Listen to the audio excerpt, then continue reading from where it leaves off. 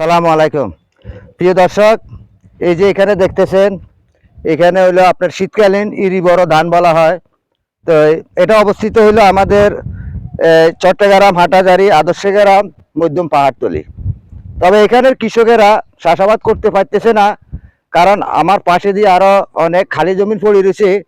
তো তথাপি এখানে একটা টিউবওয়েলে একটা মোটর লাগাইয়ারে এই মোটরের মাধ্যমে সামান্য সেচ দিয়ে এখানে কৃষকেরা কিছু ইরি বড় ধান চাষাবাদ করতেছে।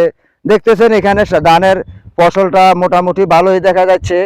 তবে তাদের আশা আকাঙ্ক্ষা, এদের যদি একটা গভীর নলকূপ হইতো, তাহলে এই গভীর নলকূপের মাধ্যমে আমাদের এখানে অনেক কানি, অনেক জমিন খালি পড়ে রয়েছে, সেই জমিনগুলো শ্বাসের আওতায় আসতে পারত।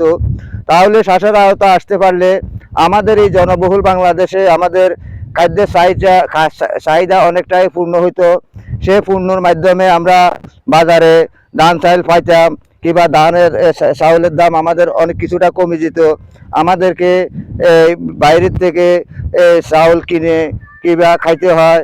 তাই কৃষকেরা অনেকটাই এই বলতেছে, কিংবা এরা আশা রাখছে যে এই উপজেলা কিংবা পৌরসভার মাধ্যমে তারা কৃষি কর্মকর্তাদের মাধ্যমে তারা অনেকটাই দরখাস্ত দিছে, এখানে একটা গভীর নলকূপ বসাই দিলে তারা এখানে চাষাবাদ করতে পারতো। আসলে তারা চাষাবাদ করার জন্য তারা অনেকটাই মনোযোগী, কিন্তু তারা শুধু পানির অভাবে তারা চাষাবাদ করতে পারতেছে না।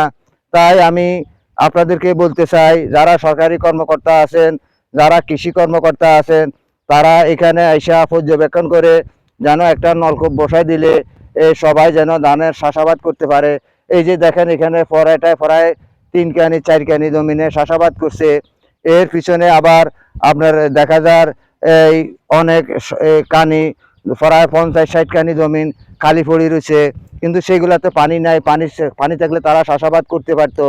তাই আমি সকলের প্রতি আহ্বান জানাচ্ছি, তাই আমাদের এই জনবহুল বাংলাদেশে যেন কৃষকেরা চাষাবাদ করতে পারে, তাহলে আমাদের খাদ্যের চাহিদা মিটবে, আমাদেরকে বাইরের থেকে আর কিনা লাগবে না। সেই প্রত্যাশা রেখে আমি আব্দুল মতিন ইউটিউব চ্যানেল ও ফেসবুক পেজ থেকে বিদায় নিচ্ছি। আসসালামু আলাইকুম।